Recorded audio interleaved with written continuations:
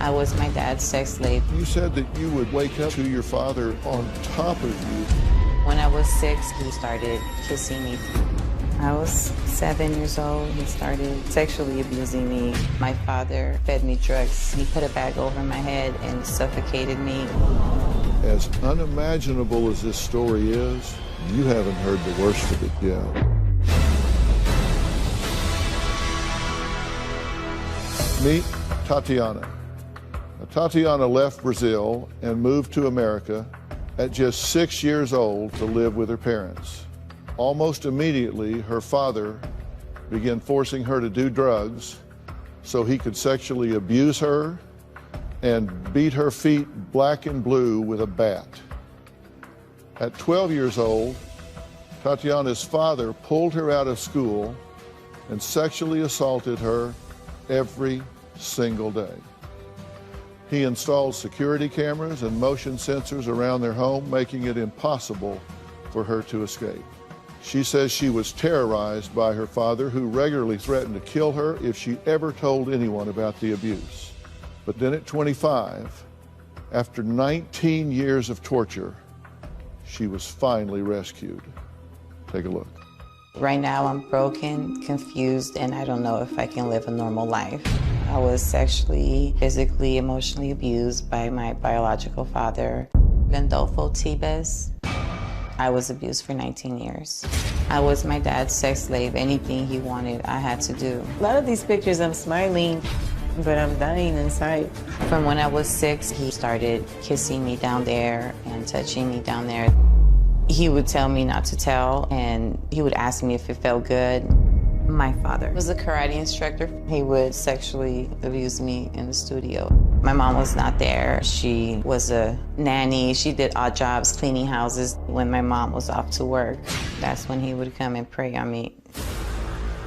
My dad made me lure men to the house to have sex with me so he could watch. When I was about 15 years old, it became routine.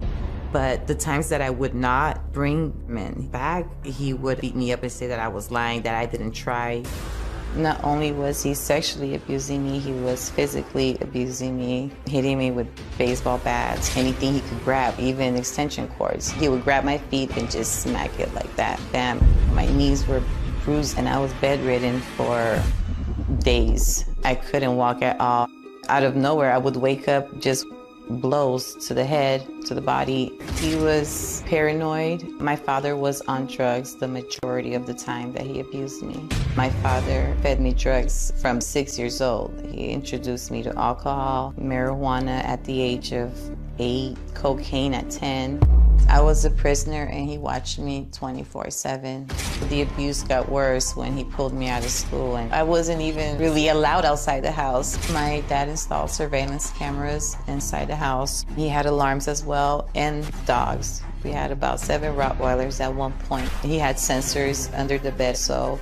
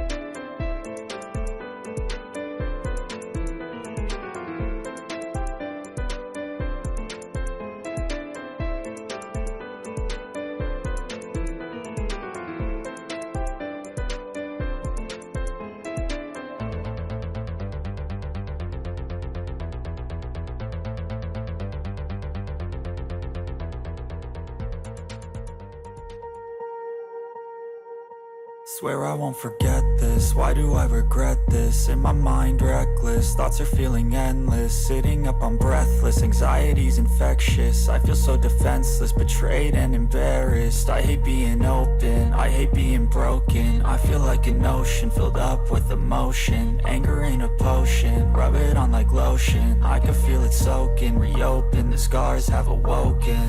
I can't move on till I let go. I feel so lost, never at home. Need to be strong, every breath hold, 'cause I can't move on till I let go. I can't move on till I let go. I feel so lost, never at home.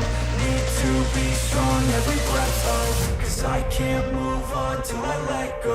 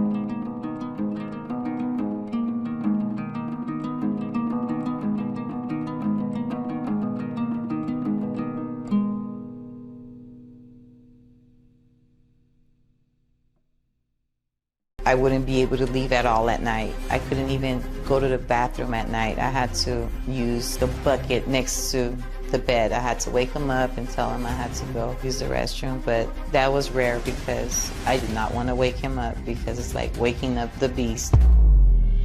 On a day-to-day basis, I would have to cook, clean, basically living like his wife. I never tried to escape. I wish I did. He threatened to kill me. Plenty of times I contemplated hurting him, but I was just so scared of the unknown, and I just gave in. Well, Tatiana, I'm very, very glad you're here, and rest assured I'm not going to ask you any details that embarrass you here, and I just want to say that while I'm glad to meet you, I'm just really sorry for the circumstance. My question, in looking back on this, how do you think your father was able to keep this a secret from the world for so many years? I have no idea. He just was very personable. He's very smart. He's read a lot of books. This got to the point that he was performing like 10 sex acts a week. I mean, this was an intense assault pattern on you, correct? That is correct. And the earliest remembrances you have of this were at what age? 6 years old, that one picture that I Right. gave you guys, Right. me holding the doll. And at 6, you say that he would kiss you, he would touch your privates, but it wasn't long after that in addition to that being inappropriate, wrong, and humiliating, things began to get very painful, correct? That's Because he very- began to violate your body in that way. Very correct. When was that, and what happened then? I was 7 years old, 8 years old. He started sexually abusing me. And he started giving you drugs. What did you think about that? Did it scare you when you started getting fuzzy? Me. It scared me a lot when I started getting fuzzy, and I remember several occasions exactly not knowing what was going to happen afterwards. You said that you would wake up sometimes to your father on top of you, and You know, it's just something that makes it difficult for me to use that word father. This man on top of you, just beating you. You're asleep, you wake up, and he's just beating you. Was there any sense of why? No, I have no idea. For whatever reasons, he came up with his own reasons as to why he was beating me up like that and waking me up like that. And it was all through his paranoia. I just know that I had to sleep almost with one eye open, scared. You said he would take a baseball bat and beat the bottoms of your feet. He would make me give my feet to him, and I would do as much as I could because I didn't want the swinging to go everywhere, because there was times also that my knees were so bruised, my elbows, everything, because he was just swing. You say at age 10, he was a karate taekwondo instructor. You say he raped you in the studio, in the dressing room. Correct. So there were other people around, but he would take you there early before the class started? Correct. You say at age 12 that he took you out of school. He didn't want me to get close and maybe open up to somebody. Looking back, do you feel guilty that you should have told someone? I do feel guilty, and I should have never continued to let him manipulate me and do what he was doing to me, but I was so scared and uncertain. That's all that I knew. You think about this now as an adult, you have to remember how old you were when this was going on. You can't judge what you did at 8, 9, or 10 with a 20-something brain.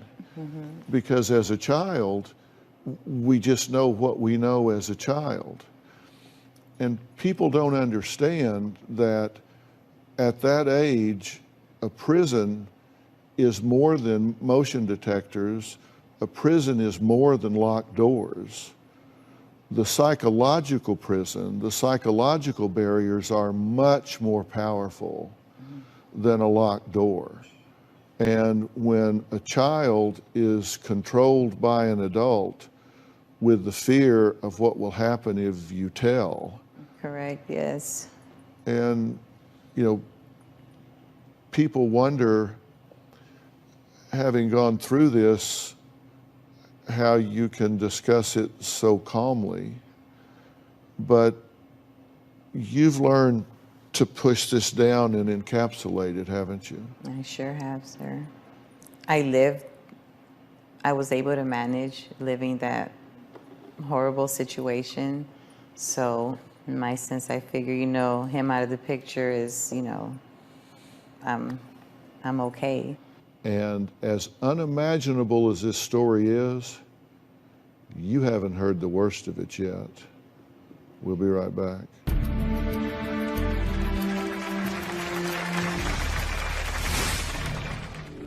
Did you pretend you were a family? What did you do? Pretend I was a family, trying to be nice, always be on his good side. Even having sex, I would just let him have his way, get it over with, and go on about my day.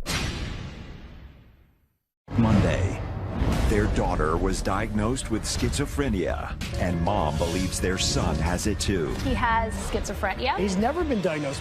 It's 5 o'clock in the morning, and she is questioning Bodie about his meds. Do you need medication, yes or no? You are not competent to make a decision about what medications he needs. Then you provide me the doctor who is. That's Monday. Then on Wednesday, they claim mom I drink a lot. is MIA. This is me texting her over and over and over again. 12 days, no response. My notifications were turned off. That's Wednesday.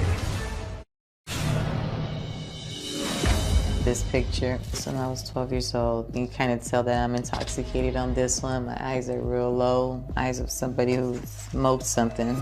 He was already abusing me without the heavy drugs, so he was just doing it because he could abuse me more. I would hate it when he would get the drugs, I tell you that much, because then it would be like so much longer that I would have to endure it. My father was a drug addict. The abuse would be more when he was on drugs. It would be a week or all night abuse. For nearly 19 years, Tatiana was held captive, forced to take drugs, brutally beaten, and sexually abused by her father. But there's more to it than that. As a result of my father sexually abusing me, I was pregnant a total of 4 times with 1 abortion. I have 3 children with my father. Shocked, and I was happy, but I was confused as well. When I gave birth to my first child, it was very scary. It was intense. They asked who the father was. I said I didn't know. The sexual abuse continued during the pregnancies. He raped me, but he would not beat me as much. I would still get beat. I would still get my hair pulled. I would still get smacked. One time when I was pregnant with my youngest daughter, I was about 7 months pregnant, and he tied my hands behind the chair, put a bag over my head, and just suffocated me. I felt like I died and I came back. My first daughter was born. She was like, you know, my little angel. I just wanted to protect her. She was just my little friend because I had nobody. So all I did was, you know, play with her. I was really happy, but yet I was really sad because I didn't know what was gonna, you know, become of us.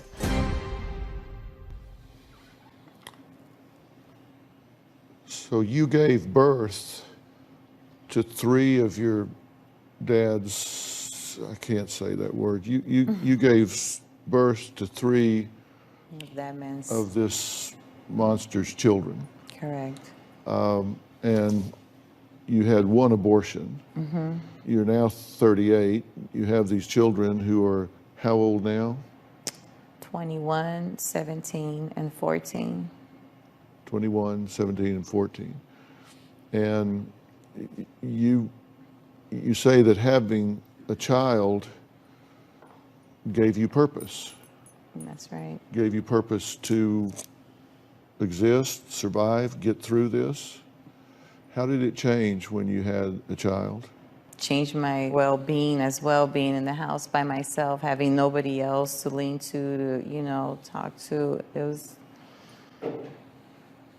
What would you do to cope? Would you try to make nice with him? Did you pretend you were a family? What did you do? Pretend I was a family, trying to be nice, always be on his good side. You know, even as far as to having sex or whatnot, you know, I knew that he was going to do it anyway, so I wouldn't, you know, try to fight him off all the time. I would just let him have his way so that it would be easier and get it over with and go on about my day.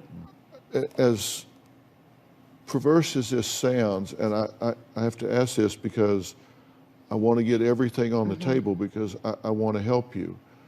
Were there times that you convinced yourself that you enjoyed this in any way? Were there times where you found pleasure in a given instance that you thought, well, that was okay?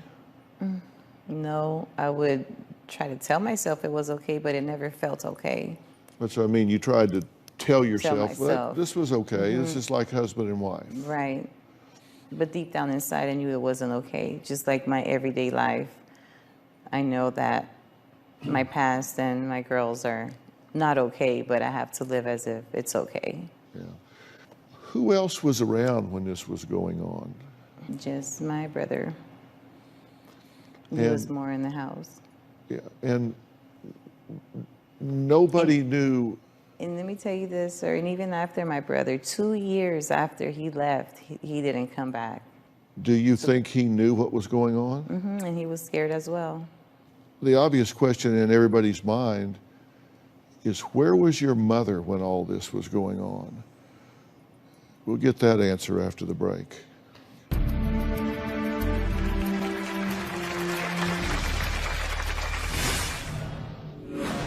You had 3 children with him. They got to the age where he started abusing you. Correct. Did he hurt them? This February, their daughter is schizophrenic, and now mom says her son is too. He has both autism and childhood schizophrenia. He's never been diagnosed with child onset schizophrenia. A show. It's 5 o'clock in the morning, and she is questioning Bodie about his meds. Do you need medication, yes or no? That's never. You are not competent to make a decision about what medications he needs. Then you provide me the doctor who is? To be asking that question is reckless and irresponsible. Ended like this. It's Dr. Phil February. This is our house. From 14 to 25, this is where I lived. If those walls could talk, they would say a lot. One day, my father just stabbed me so hard in my hand that it almost went all the way through, and I still have nerve damage on that hand to this day. He would tase me as well when I was around 14, 15. He did it like 5 times. He was taunting me, I'm gonna do it, I'm gonna do it. I was really scared. Well, Tatiana says in order to cope with her father's constant abuse, she tried to convince herself that they were in love, this was normal, there was some way to just live with this as though it was okay. Knowing deep down inside it wasn't okay, but she would try in her mind to accommodate, to adapt to it in some way. Where was your mother when all this was going on? My mom worked a lot, and that she still does. She's a worker. And I mean, she was gone most of the time. And she worked, what was her job? She used to house sit, dog sit. In the beginning, she was doing odd jobs, and then she was a caregiver. She turned her profession into being a caregiver, and she was gone. So she would take care of those that were bedridden, and she would be gone sometimes 24/7, days at a time, right? 24/7, yeah, at one point. But did she have no idea this was going on? No, sir. And everybody asked me, you know, even if she were to had asked me, I would have said no. That's not going on. You know, my mom was abused by him as well. And, you know, I don't know, sir. I get what everybody says. She should have seen something, but it's hard, you know, when you're in the situation yourself.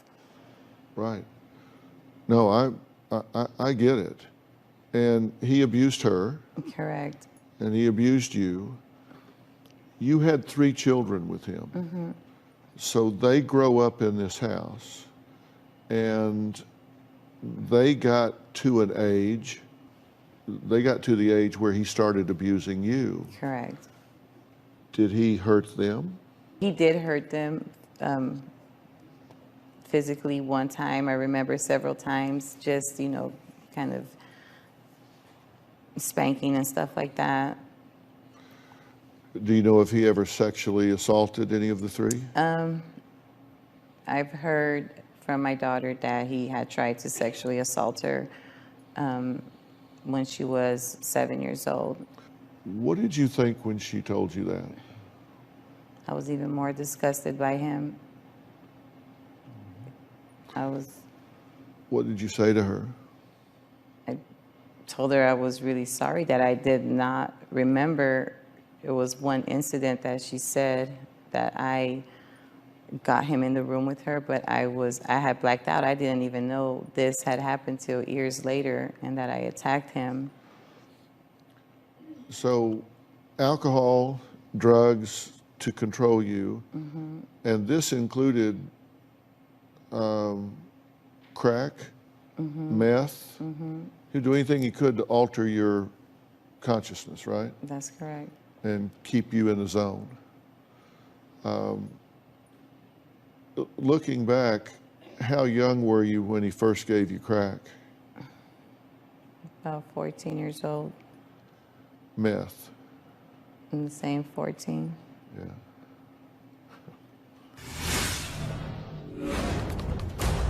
How do you feel seeing that? I'd never seen that footage before. Is it good to see him shackled? I'm in shock right now.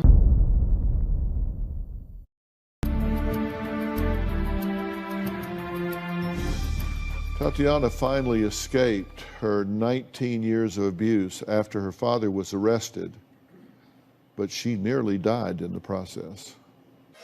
One day my father was extremely high on methamphetamines after days of not eating, sleeping, and thought I was trying to kill him. That's when he tried to kill me. He became paranoid and he thought that I was sticking a needle in his lung. I said, if you're really feeling that you're gonna die, let's just go to the hospital. He had a knife in his hand. I convinced him and he started driving me to the hospital. We got to the hospital and he circled around several times. I was telling him kids are there by themselves. We had 5 Rottweilers in a little hotel room. I tried to jump out the car and I wasn't fast enough and he stabbed me twice in the chest, but I was still able to get out and run. I don't remember ever looking back. I just ran. He did come after me. I went right in for surgery. The knife wound was so deep, it was 1 centimeter from the sac of my heart. I told them my boyfriend did this. I don't want him to go back and get my children. They said, okay. So when I woke up from my surgery, I told the authorities, those children are my father's children. I don't want to go back to him. When they said that he was in custody, you can only imagine the relief I got from that news. It's something I thought I would never experience. It was a rebirth. I call that my born again day because I almost died. Not only I almost died, I was free. How do you feel seeing that? Oh my God, I'd never seen that footage before. I'm in shock right now. Wow. What do you think as you look at that?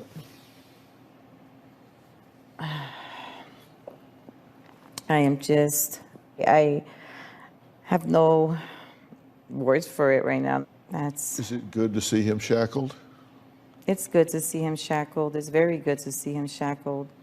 But it's sad. But how can a father do this, to somebody? Like I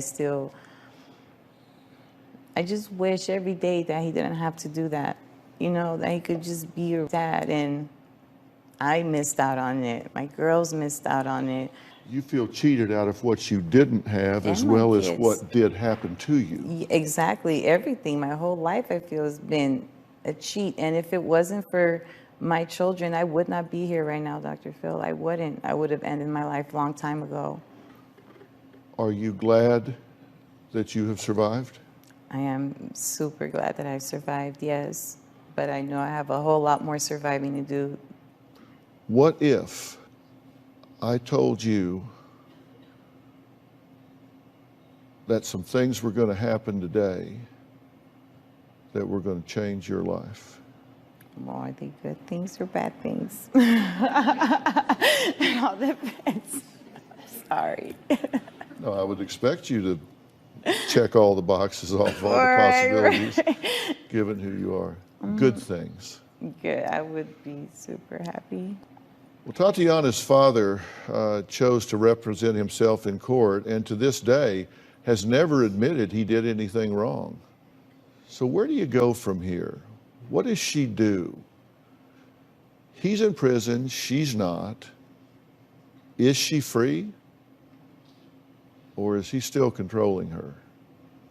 We'll talk about that when we come back.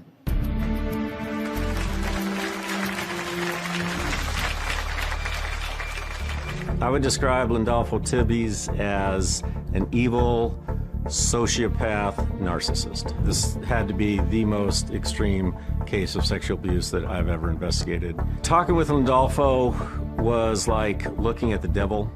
The hair on the back of my neck stood up.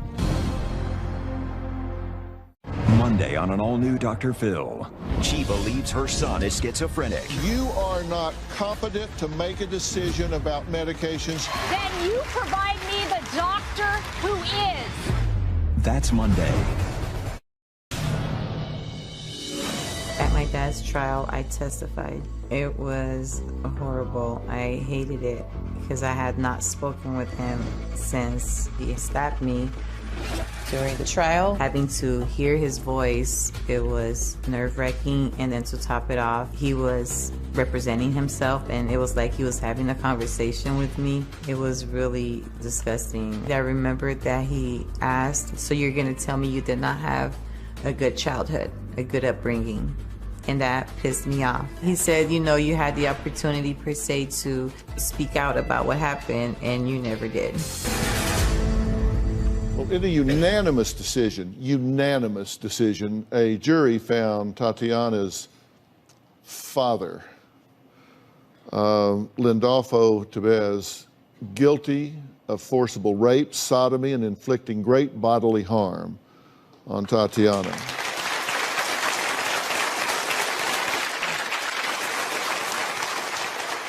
The key evidence, DNA test that confirmed that he was the biological sperm donor of Tatiana's children. Take a look. Lindolfo Tebez is the most pure evil man I've ever met in my life. I would describe Lindolfo Tebez as an evil sociopath narcissist. I was the lead detective on the sexual assault case involving Tatiana. I've investigated approximately in excess of 3,000 sexual assault cases. This had to be the most extreme case of sexual abuse that I've ever investigated. After taking the initial report, collected DNA evidence from her and from the 3 children, then had to get a sample from Lindolfo, who was still in custody from the attempt murder.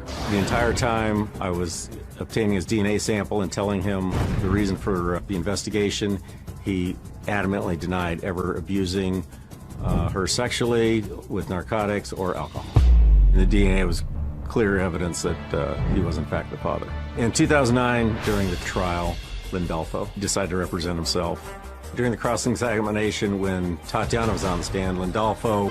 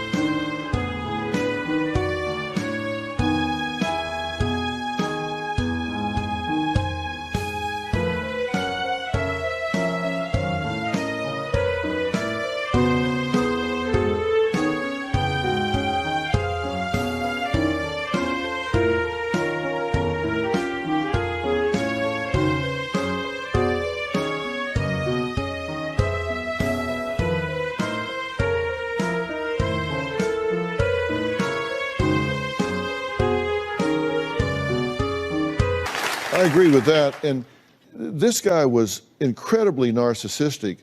Right up to the DNA, he denied any involvement doing anything at all, right? entirely, yes. Once it was proven through DNA evidence that he, in fact, had molested her, assaulted her, raped her, then he started to just blame her. She wanted this. She wanted it. She basically sexually assaulted him. Yeah. Now, he turned down a plea deal, right? What was the story on this? I believe the initial offer from the district attorney's office was a 30-year sentence, which he turned down. Why do you think he turned that down? I think it comes back to what you said, being the ultimate narcissist, and now we could make another show about him where he gets to abuse her even more during the testimony.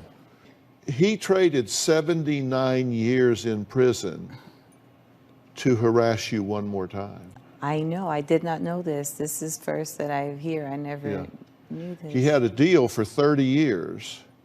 Instead, he got 109 just so he could harass you one more time. I can't tell you how much we appreciate you being here today and your sponsorship of her and your commitment to this case. It's my pleasure. Thank you, Dr. Phil. It's why I bleed blue, my friend. I appreciate that. Next, Tatiana says 2 of her 3 children know that her father is their father. She really wants to know how to tell the youngest if she should. She said, what do I do about that? I'm going to answer that question after the break.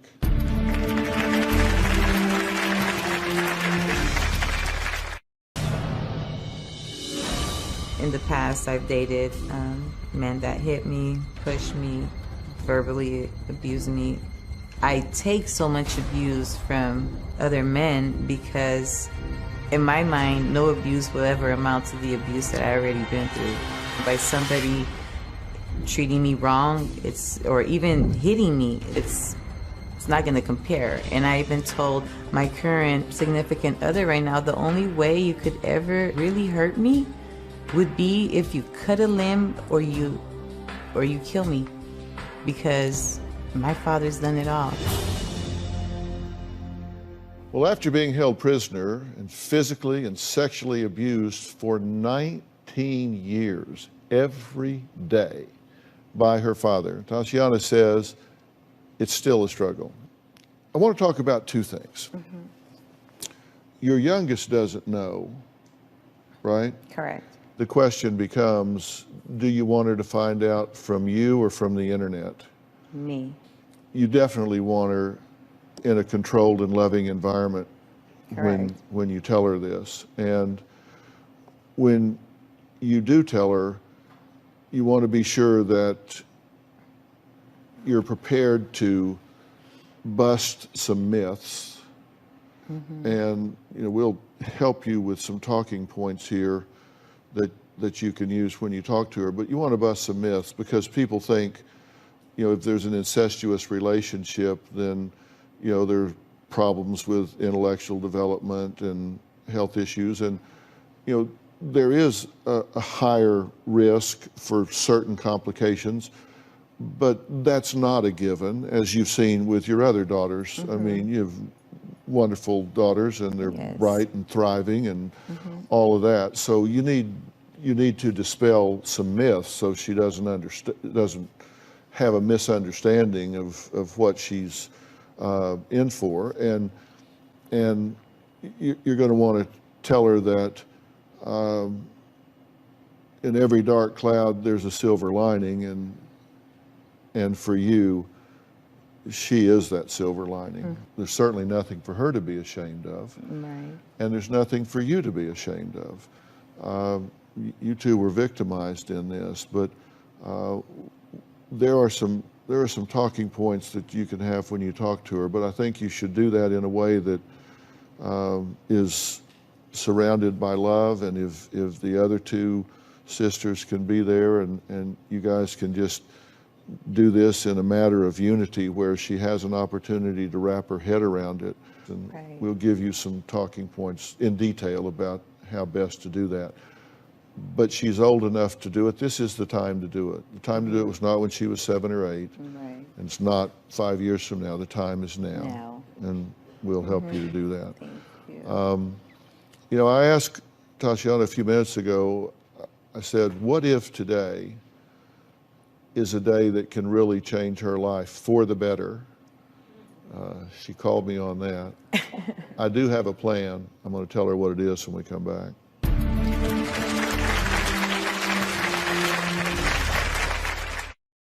Know what's coming up on Dr. Phil? Visit our website and subscribe to our email newsletter. You'll get weekly updates, life strategies, and exclusive video that you won't find anywhere else. Plus, on drphil.com, you can see sneak previews of upcoming shows. Log on today. Tatiana, I said, are you really free of him? You really aren't. You're really not, because you have, in a sense, still given some of your power away, and he is able for you to feel in any way like you're damaged goods, like you're second class. That means you have a damaged personal truth, and the problem with that is we generate the results in life we think we deserve. I see open wounds in you that aren't healed yet.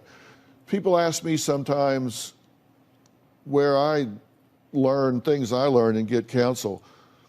I read a book one time that's the most powerful book I've ever read, and it's Man's Search for Meaning by Viktor Frankl.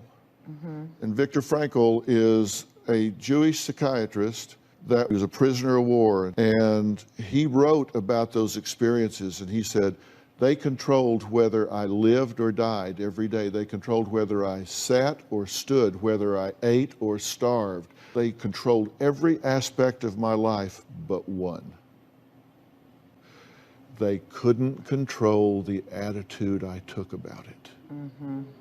They couldn't control my spirit. They couldn't control my mind. And what attitude I took about it was, I'm going to survive because I must create meaning to this suffering. And that's why the title of the book is Man's Search for Meaning. Your job is to find the meaning. Why did this happen to you? How can you use this in the world? You're using your life right now, because there are women right now that are trapped in situations, probably not as egregious as yours, but trapped in situations that will say, I do need to reach out. I do need to tell someone. You are saving thousands of women's lives as you sit there in this chair right now. I hope so. I sure hope so, Dr. Phil. I do. But you cannot give away what you don't have. You have to take care of yourself first. I want to introduce you to somebody that's on Polycom. He's a dear, dear friend of mine. His name is Miles Adcox, and he is the owner and CEO of an organization called OnSite. Now, OnSite is a place that does intensive workshops for people that have been through trauma to help them with self-worth and self-esteem and mental health issues. And it's the most beautiful campus you've ever seen in your life. The only problem with it is people don't want to leave once they get there. And Miles is the creator, and he runs this organization. Miles, how are you doing today? I'm doing really well. Honored to be here, Dr. Phil. Well, thank you for joining us. You've been listening to our conversation the whole way. Can you help us with this precious woman? Not only can I, Tatiana, I'm honored to, honestly. I am fortunate I get to represent some of the brightest trauma practitioners in the country at my place, but I need to tell you, they're sophisticated clinicians, but they're humans first. And we obsess about curating safety, emotional safety and psychological safety here. And I don't know that I've ever met a human more deserving of having that feeling, maybe for the first time, to be seen, to be heard, to be valued, to be loved, to be respected, and unpack a lot of that baggage you've been carrying too long that's not yours. I can't wait to welcome you here. Thank you. You're offering this to you, and I want you to take that help. Will you take that help? I will definitely do so. Thank you so much. All right, good. All right. Now,